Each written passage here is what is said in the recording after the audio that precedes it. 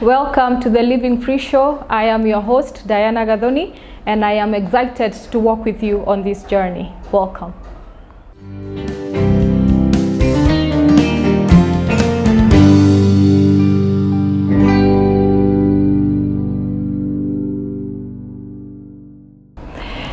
Getting here has been quite a journey for me. I have been to different seasons in life. I am not that old, but I can bet you I have lived quite enough of life. And most of it has, in a very not excited way, been a very tough journey.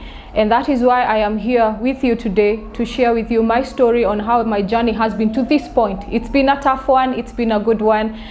They normally say bittersweet. Those have been my moments for probably the entire of my life, which is quite a while for me to get here. So I am excited to share with you my journey, and it's my prayer that it will edify you, it will help you, you will be healed as you listen, because most of my life has to do with a lot of healing because of the things that I have been through. And I resonate with a lot of people because of the things that I have passed through from a very tender age of 11 years old to the age that I am now. I'm actually not ashamed to share my age. I am 38, a proud 38 mom of 2. And for me to get to where I am from age 11, I can tell you sometimes when I get to share my story, they tell me you have lived the life of a 50 and a 60-year-old person. But at the end of the day, I am grateful because I know God has carried me through the seasons. It's not been a walk in the park, as I know it has not been a walk in the park for most of you that get to watch this. I know you're looking at me and I look altogether lovely. I look like, someone who just fell down and you have not had life at all. You do not know how life is outside here. But I can guarantee you I have a very good idea of what it means to grieve someone. I have a very good idea on how to desire God to heal you.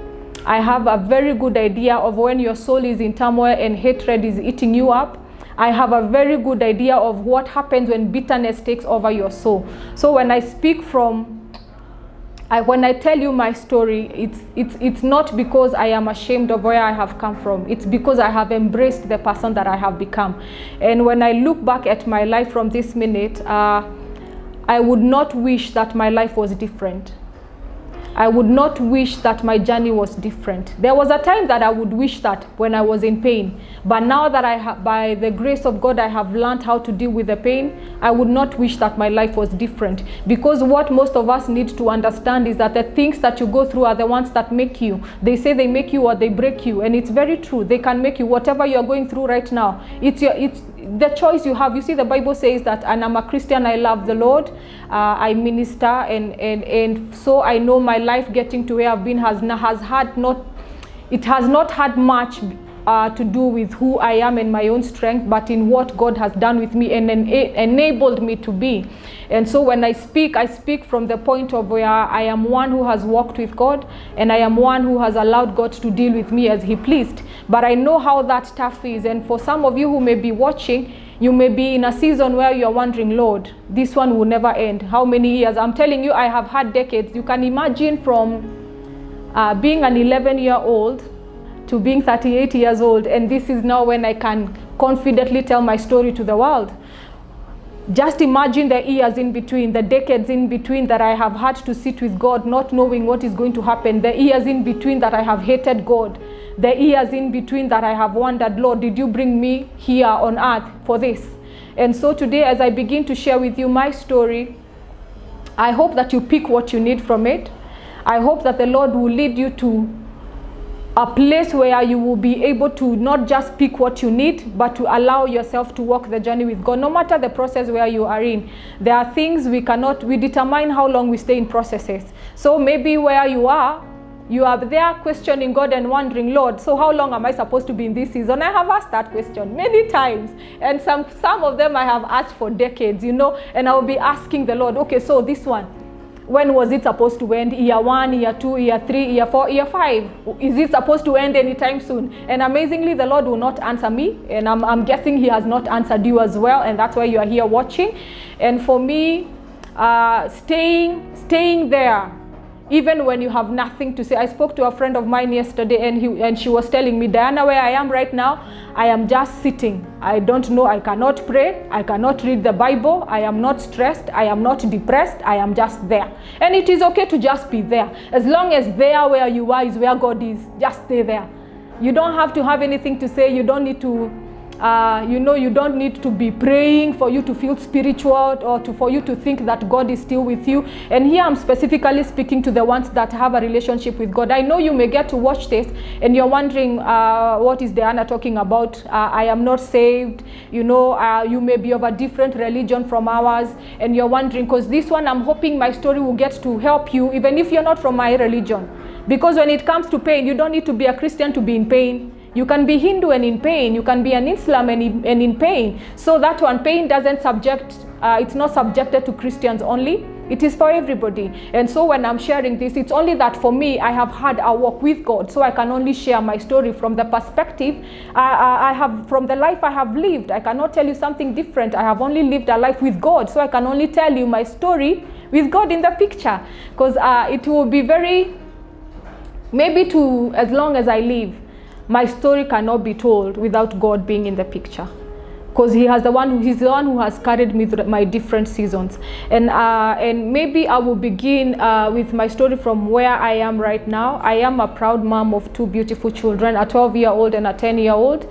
And I get to sit sometimes and observe who they have become, and I count it to who I have become. Because if I had not worked on myself, they would not be who they are. And some of us need to learn that we are affecting our children without thinking that we are actually affecting our children.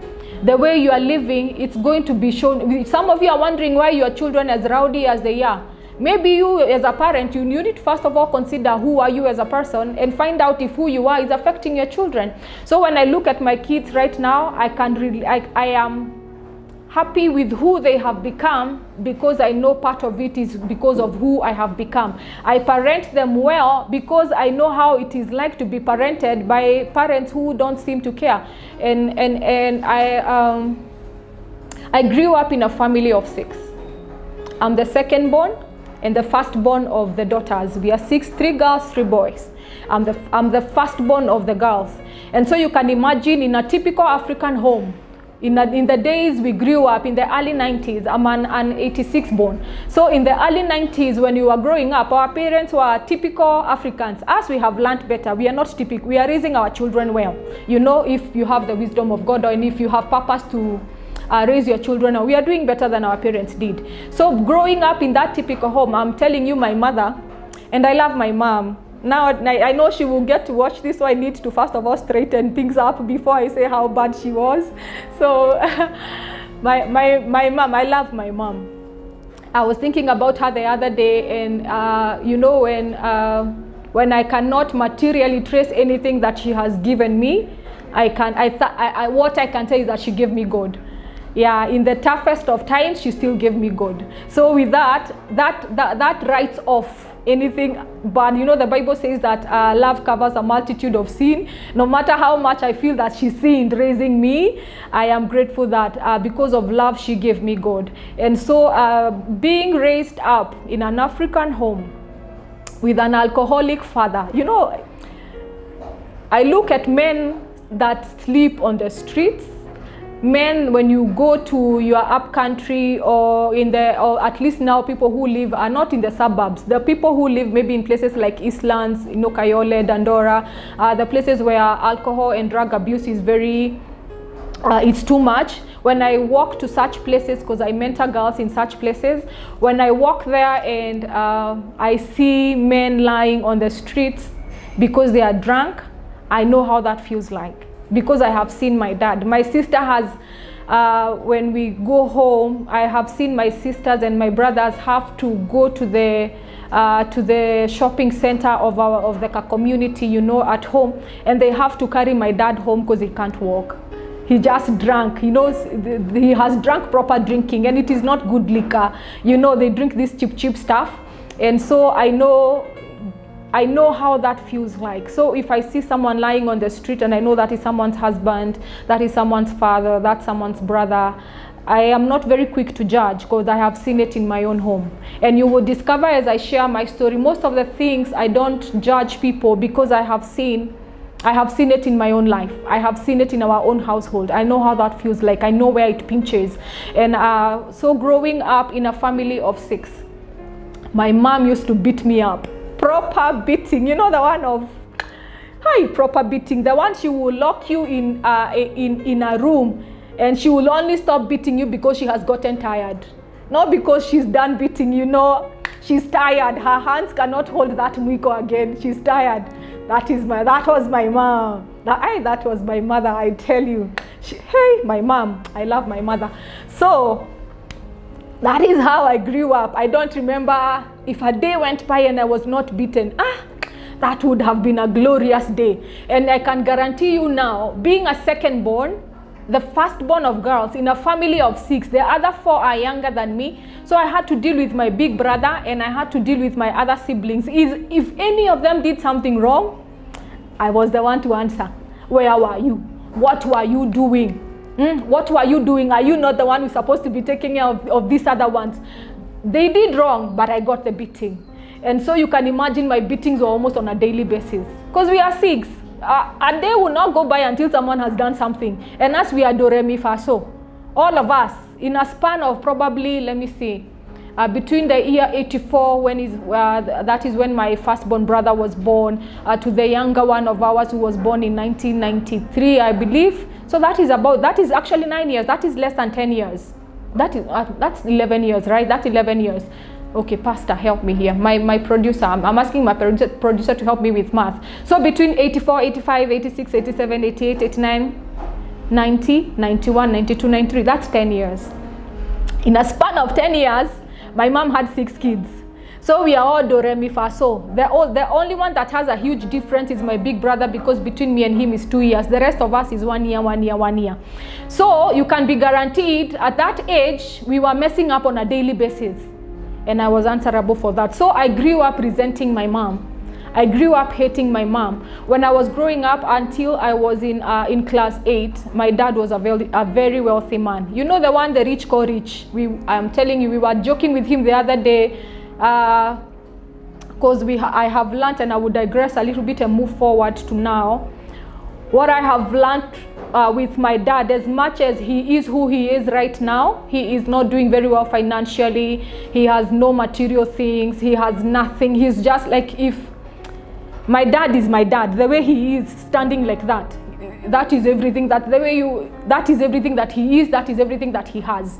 And now, and I have learned that as his children, as much as we have grown up in pain, what we can do for him right now is love him.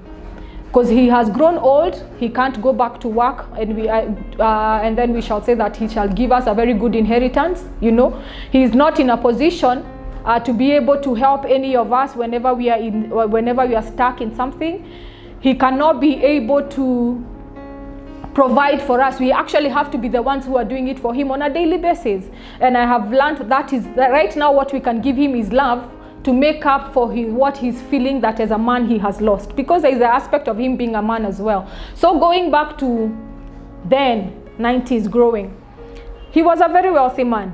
So taking a very wealthy man to a very poor man, it did not hit him well. And some of us need to understand our parents before we start fighting them because of what they have not given us and we feel that they should have, or because we feel they wasted their lives, and had they not wasted their lives, our lives would have been better.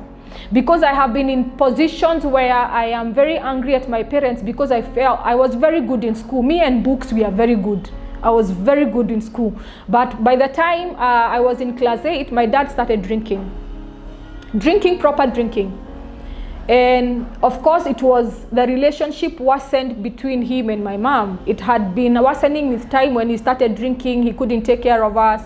My mom owned a business. She had to be the one who's taking care of 6 children and taking care of the bills in the house and trying to maintain this name of a very wealthy family. So of course, it became pretty tough for my mom. And I remember she would take it out on me because I am named after my mom's dad. And that is something that I have not just had it with myself, I've had it with other people that I have worked with, that you are treated depending on who, the parent you on who you were named after. And because now my mom is not getting along with my dad, and she has forever not gotten along with my grandmother, whom I am named after. So when she took those two, she would continuously beat me for nothing and tell me, you're just like your dad. You are just like where you came from. And I would be wondering, can you hear where I came from? How are these people? You know, what is so bad with these people that I have to be beaten because I came from here? You know, because I am named after this person. And so my dad, by the time I was getting to Form 1, my dad refused. My dad, I remember that time he had 3 cars. I remember a red BMW. He had a very nice Ford. And he had a very nice Toyota Corolla when they were Toyota Corollas, you know, in the 90s. So by the time I was getting to Form 1, my dad still had money. He still had money. You would find like a 20,000 lying around in his room. You know, he still had money to play around with. But he just decided, I'm not paying school fees. And me and my big brother were like this. And we were, education-wise, we were also together. Tulianza pamoja, and we continued together. So by the time we were done with class 8, we were both done with class 8. Both of us needed to go to high school. And so my dad outrightly just said, I'm not paying school fees. Yeah, I'm not paying school fees. You people plan yourselves. I am not paying school fees for anyone. And outside I'm looking, he has a nice house. He has 3 cars. And my dad is a party person. Until to date, he keeps telling us, buy goat, we need to eat. And I promise you, you will end up buying that goat because he has to slaughter something after some time at home. And that is who my dad is. And so then he will be doing parties with his friends at home, and my mom has to cook. My dad will come with crates of beers like this. And when he's, those of us who are in a Kenyan context and now speaking as a Kikuyu, there is something we call Muratina, which is locally brewed alcohol. My dad will brew it in the house, awaiting the day he's having a party with his friends, and it will be there with a 20-liter jelly can, you know, and he will be drinking with his buddies. And there we are, he has said, I am not paying school fees. So by the time we were getting into Form 1, he didn't pay our fee. That is when my grandmother stepped in, and I like my grandmother for that. We are not close because of reasons I will share, but back then she stood in, and we got into high school. I'm telling you, being in the house that I was in, the chaos that was in that house, I'm telling you, it was drama. I can't even tell you how many times we have slept outside. We were on a 1-acre piece of land. So, and half of it was almost half of it was our home, and the other bit of it was a farm. So my dad would come and he would be like, everyone out, and it is midnight. I'm telling you, he would be knocking our rooms. At some point, our rooms, you couldn't lock them. Our rooms at some point didn't have doors because he would break them, and he would come drunk and he would be like, everyone out. I am the only one sleeping in this house. It is my house. My father. And that is how we spent most of our nights outside. And my mom, being a typical African woman, we had an outside kitchen for firewood. You know, the one you cook with firewood for you, or you suburbs people. You know, there is something called cooking with 3 stones for us who have grown up in the typical African home, you know. So my dad would find you, when he kicked you out, you went to sleep outside in the kitchen because there was a couch in the kitchen. And most of us, you can imagine, my younger siblings were pretty young. They were at lower primary school, so they couldn't handle the cold for outside. So my mom would take them. We normally had a blanket that was continuously staying in the kitchen outside. And my younger sister and my younger brother, I had 2 younger sisters who were our last borns, and the 4th born, my brother. My mom would take them to the kitchen and lock the kitchen so that my dad thinks they are not there. But sometimes he would push that door so much they would have to jump outside through the window. Because if he managed to break that door and found someone sleeping in a house, in a shelter, trouble began there again. You would be sleeping outside for the rest of the week. And so that tells you that my growing up was not It was not a very nice environment. And by the time we were getting now to high school, it was boarding. I have never been happier to go to a boarding school. That I am away from my house for months. I'm telling you, you see, when I got to high school, you would wonder why people get sad when it is time to go home. But most people is because we know what we are going home to. Most of us don't even have a place that we call a home. See, it's just a building. It's not a home. It's not a home. And maybe that even may be your story. That is how you grew up. And some of us are harboring resentment towards our parents when, you know, we are in our 40s, we are in our 30s, we are in our 50s. My God, woe even unto the teenagers that we are raising now. Some of them resent their parents, and you will be looking at why they are misbehaving, and you're wondering what is wrong with these ones. And I'm telling you, I'm very drawn to teenagers. I'm very drawn to the young people because I'm not very quick to judge when I see them behaving in a certain way. My big brother drinks a lot. And I cannot judge him and his drinking because he took a bit of the beating when we were growing up, and he has never been able to reconcile his past and his present. He's still living in his past, you know, and that is most of us. Some of us, we are where we are suffering the things we are suffering. We are having heart issues, high blood pressure, diabetes. We are dealing with asthma. We are dealing with ulcers. I'm telling you, I can't tell you how many people I have met that are dealing with ulcers because of issues that arose when they were growing up. I have met people in their 50s and you dare not mention their parent. You do not mention their mothers. You do not mention, and maybe you're watching me and you're that person. The last person you want to hear someone mentioning is your parent. I tell you, if I come to you and the first thing I'm telling you is forgive your mother. If you had a knife, maybe a stabbing would be happening. Or you would threaten me like this, like you do not know what they did to me. I may not know what they did to you, but I have an idea. I have an idea of what they did to you because I have walked that place. I have, at one point when I was in high school, maybe around Form 3 thereabout, I was so angry with my mom for the times that she would be punishing me for the sins of my dad. Like, how is it my fault that I am named after my mother's mother? How is it my fault that growing up, I was my dad's favorite? Of course, it's an African contest. They love those who are named after their parents. So, and my dad grew up with a single mom. So then he has this wonderful daughter that is named after them. Of course, he's going to love me. You know, so that my mom will not understand it. Because it seemed like my dad liked me more than he liked her.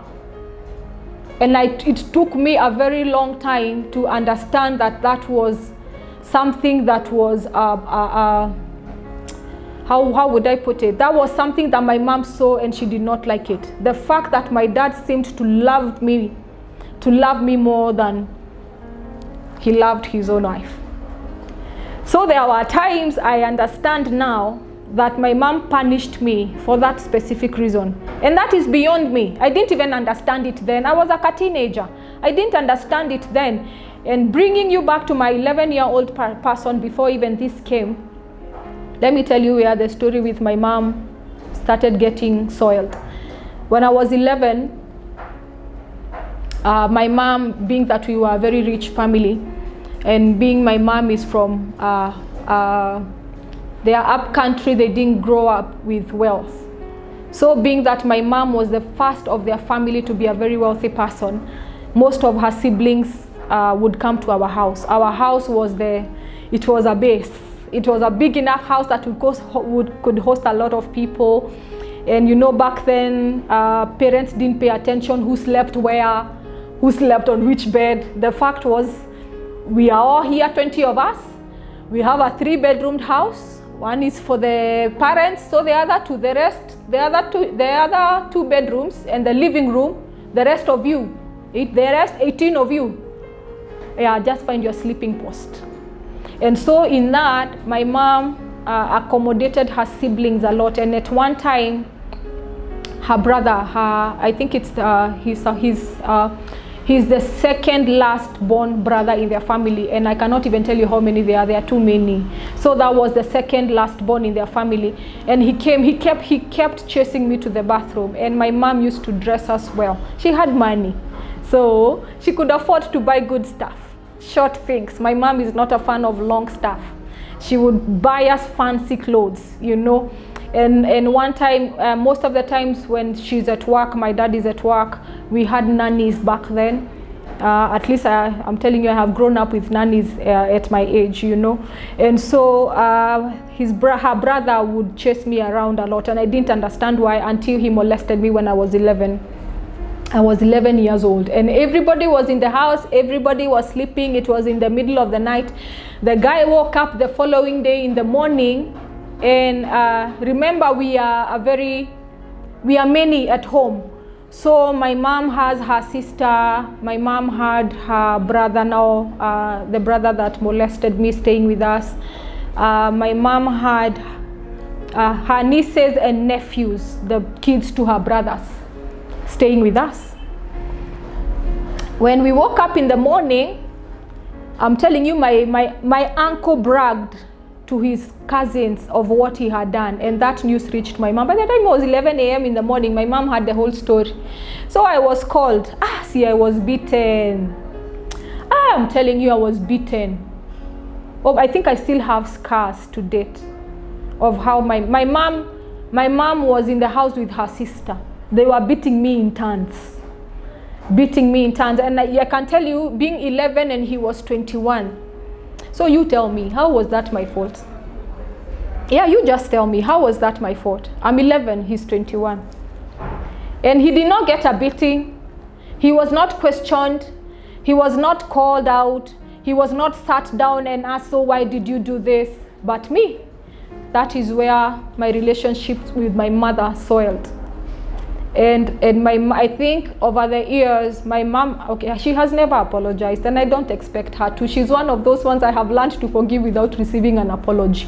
If you have an African mom like me, please, and you are there mourning because she has not apologized, or you better reconcile with your thoughts, reconcile with yourself that she may never apologize, that your dad may never apologize for what he did. The best they try to do now is to make up for what they did wrong by trying to do right now. By trying to love us right now is how they feel like they're making up for the years that they lost with us. But getting a parent of our days back then to come and tell you, I am so sorry, they are there, but they are very few. Very, very few. And my mom is not one of them. My dad is one of them. My dad will cry and say sorry. Oh, my dad cries a lot and he says sorry a lot, and we like it. Sometimes we will watch him cry and laugh and then tell him, Sasa, why are you crying? See, it is okay. You know, but being my dad who he is, he cries a lot. He's a very emotional person like me. And I love him. I love my dad. You know, irrespective of what he has done over my past years of life, I love that he's stuck. I love that he has always been there, even if he has not been there. He's not been a present father in terms of provision, but in terms of love, he has been a very present dad. He loved, you know, some of you may wonder, okay, so how does he love you and he has not provided? Well, people have different ways of expressing themselves. That is my dad. He may not be able to provide now like he used to. He does the best that he can. We will buy goat and he will decide I'm the only one who's roasting this meat, or maybe with his grandchildren, because he has quite a few now. I have given him to by the grace of God, and there are quite several others. So he enjoys roasting meat with his grandkids, and sometimes I can see how he loves them, and I know he's trying to make up for the loss of not being there for us, me and my siblings. So back to my relationship with my mom. It was soiled at 11 years old. When his brother molested me. And now it's easy for me to talk about it now because it's water under the bridge.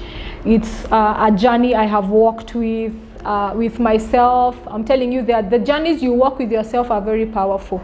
Leave these other ones we tell you out here. The journey you just sit and decide, all my life, I am 40 years old now, this is what has happened to me until, because you have to sit and take stock, by the way. You have to sit frequently with yourself and take stock. And sometimes when you see, maybe now when I'm talking, it is triggering a few other things that you have been through as a person. And you may need to sit down and take stock of, why do I behave the way I do? Why do I treat people the way that I treat them? Why am I treating my wife or my husband or my significant other person the way I am doing it? Why am I raising my children the way I do? Sometimes when I got kids, my son is very vocal. You will not make him do something he doesn't want to do, and I have learned that. But most of the times I would be pointing at him when I am talking to him, and he would be like, stop pointing at me, talk to me nicely, I can hear even when you don't yell. And I'll be wondering, you have guts, you know. But if I trace it back, I can see where I got those traits from. And some of you need to learn where you got those traits from, and let them stop affecting your relationships now, so that by you dealing with them from, even if you have to go back to your 10-year-old self. You know, the beautiful thing is, whether you're 60, whether you're 30, whether you're watching me and you're 20, and you have wounds that are when you are 6, when you are 10, when you are 12, they are still in you. You are still that same person. That way you cannot be able to behave outside of those things because they are still a part of you. And until you address them to a point where they are part of you, but they are no longer a negative part of you, they no longer have negative effects on you, then you are still a 40-year-old skin. You are still, how would I put it? You are a 40-year-old person living in with a 40-year-old person in your body, but living expressing your life from the 12-year-old of who you still are on the inside. I hope I made sense there. And what happened with me back then was, of course, there's a lot of hatred that I had because of who I had become over time. I remember at Form 3, I told my mom, I hate you. And I told my mom, in this house, I think I am an outcast because you don't treat me the way you treat everybody else. I could see the way she's treating my other siblings was not the same way she was treating me. And I looked at her in the face. That time she beat me up so badly. I remember we were outside the kitchen, and we were cooking, and she pulled firewood from the kitchen, from the fire, and started beating me up with it. And I'm telling you, that thing was painful. I don't remember how painful. I don't remember the pain, but I know it was painful. So it was very painful. And I remember looking after that, I think she realized the fire thing was not working. You know, being beaten so much over time, I had become resilient to it, like, yeah, just do it and finish. Yeah, finish. So I stopped crying. So how much can you cry? You can only cry so much. So I stopped crying at some point, and she would beat me. She would beat me up so bad that time, after beating me up with the firewood, she took some newspapers that were lying around there. You know, we normally would have them in the kitchen to light up the fire, and she put them on my hands. I don't know what she was trying. I think she was too angry. I think my mom was an angry person. She has changed with time. She's still changing, you know, but she was a very angry person. And she put the newspapers on my hands, trying to burn me. But amazingly, the newspapers just burned. I didn't even have one scar. And I think that made my mom angry. You can imagine, she has beaten me up with firewood. I'm not crying. She has taken, newspapers to, my skin is not burnt. I don't even have a scar, and I think that made her pretty angry. But I remember looking at her in the face, and I told her, I hate you. And for me, I think you adopted me. I don't think I am one of the children that you gave birth to, because the way you treat me, no woman can treat a child like this if they gave birth. If you're a mom, you know the pain of giving birth. And I would be like, no way, you gave birth to me and you're treating me the way you are. There is no way that you are my mom. And I remember after that, she kicked me out. I didn't eat it. Of course, I did not eat that day. She's an African woman. I did not eat food that day. And 90% of my time, I have, until now, I have this one star that shines very bright in the sky when no other star is shining. That has always been my star. That has always been what I looked at, and I felt like, yeah, maybe tomorrow will be better. Maybe tomorrow will be a good day. Maybe my life will turn out better than the way I'm growing up. you know, and I would be kicked out most of the times, and I would be sitting outside when everyone else is eating food, you know. And woe unto me if my dad, see, I told you my dad loved me. He still does. But then there was a kind of love that I experienced back then when I was growing up, maybe because I loved him genuinely as well, and it's not something that he got from his wife. And so I would run away when I'm kicked out, or if my mom beats me, I would run and go to the club that my dad would drink. My dad would open the car and I would sit in the car until he's done drinking, and then we would go home. So this specific, also if my dad was not around and I was not able, because of his work, he's a mechanical engineer, he traveled a lot, and he was mostly not home. Sometimes not home, not mostly, sometimes. And so if he was not, or if he went to drink far from the house and I couldn't go, I had to bear being out in the cold until he came home. Because if my mom opens the door for him, then I cannot stay outside, and I would be beaten, of course, the following day after my dad goes back to work. But then who cares? I have slept in the house. So there was this one star that when it is very dark or when it is nighttime, there is just this one star that is always the first to shine, and it's always the one that shines the brightest. So I would be looking at that star and I'll be like, yeah, maybe one day. Yeah, maybe one day. And even nowadays, I like staying in houses that I can be able, that if a house doesn't have a balcony, I don't like staying in a house without a balcony, because then I don't get to go outside and see the stars, or a rooftop. Like, I love houses with a rooftop. Then I can get to go up when it is almost dark or getting dark, and I have this one star that speaks my language. So me and that star have a language we speak. Yeah, we have a very good rapport of communication together, you know. And so at that specific time when I told my mom that she didn't give birth to me, hey, my mother, she called my uncles, her brothers. The following day, very early in the morning, they were in our house. And I was told when I grow up, and I still haven't done this, now I can laugh. I was told when I grow up, I need to buy a goat and take it to my mom and apologize for telling her she's not my mother. I have not done that one yet. I think I forgot until now. I need to buy a goat and give it to my mom and tell her sorry for telling her she's not by my mother. But I got a beating from my uncles. Oh my goodness, my uncles. And amazingly, of all her siblings, they are my favorite uncles. They are, till date, they are my favorite uncles.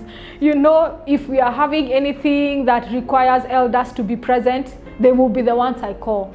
Yeah, like when I was getting married back then, I would come to my story. They are the ones who came. They are the ones I can call. Like even now, if something came up and I needed a team of elderly men to accompany me, they will be there. They are on speed dial. They are the ones I will call. But that time they came and they beat me up. How can you tell your mother she's not your mother? And some of you are looking at me, you're standing because you told your mother she's not your mother. She's your mother. Yeah, whether you like it or did you bring yourself into this world? Yeah, I guess not. You did not. So she's still your mother, whether you accept it, whether she was a good mom, whether she was a nasty mom, whether she was, not a mother at all in any aspect. Like when you talk of motherhood, she didn't nurture you, she didn't raise you, she didn't love you, she didn't, if you're a single mom, she didn't protect you. It doesn't matter. The fact remains, you didn't bring yourself on this planet. You were given birth to by somebody. And that whoever that somebody is, whether you like it or not, they are your mom. And so that was my high school. When I got to, and by the way, that issue of being molested, by the time I was in high school, I had forgotten. I had forgotten. I never remembered even for a minute that I had been molested until I finished high school in 2004. And I could not, my home was pretty chaotic by that time. And I don't want to give the stories of my siblings. I can only tell you mine. And by the time I finished high school, Form 3, I was not in school. We were kicked out. My grandmother got tired of paying school fees for children. Yeah, by that time, my dad had sold his 3 cars. You know that feeling of my dad selling a car, and I am home. I have been sent home for fees, and he is there, and he will not pay it. And he will be like, I have money. See, I have money. And he will be there, I have money. But I'm not paying anyone's school fees. And he never, true to his word, that is the only word he kept. He never paid. Never paid anyone's, all my siblings, no one can trace a shilling of my dad that has taken them through high school. None of us. And to even the younger ones, when they had to be moved from a private school to a public school, it didn't sit well with us. Being taken to, I'm telling you, public school, and I was beaten on day one. That teacher, she was my maths teacher. She hated me from day one. She hated me from day one. Oh my God, she would look at me and sneer me, and I'm thinking, you and the way you are tall, and the way I was like a small girl, how am I competition? How am I because people were like, you're beautiful, and you know she's the way she is. And so she will beat me up. I was beaten up on my first day of being taken to public school. And people were there and she was beating me up. Our class was on the 3rd floor. And I was beaten up. I was beaten because of not getting to class on time after lunch hour. Me, I didn't know what time. Private school, we do not have those things. Even if the teacher comes in, I will go knock the door and enter the class and give a very lame excuse, and the teacher will not lay a hand on me. So me, I was not used to these old public school manenos. And so, she beat me up, and people are yelling from up, she's a newcomer, leave her alone. And of course, they are the ones they are yelling, and then they quickly hide their face, because if they are seen, another story. So I think anyway, that was just by the way. My maths teacher hated me, but I did so well in math in class 8. She was our maths teacher and class teacher. So when I went to collect my results, she looked at the paper, looked at my face, looked at the paper again, looked at my face. She could not believe I did good in math. I did really good in math in class 8. High school, well, many things happened. But Form 3, I was out of school until I only went back to school in Form 4 for half a term. I think it was the 2nd term. I only went, my mom tried to fundraise money for me and my big brother to stay in school, but people would not come for her fundraising. Nobody came for her fundraising. One, because my dad warned them and told them there would be repercussions if they tried to give money. And secondly, people did not show up because they knew my dad had money. And so they were not going to give money to someone who has money. Yeah.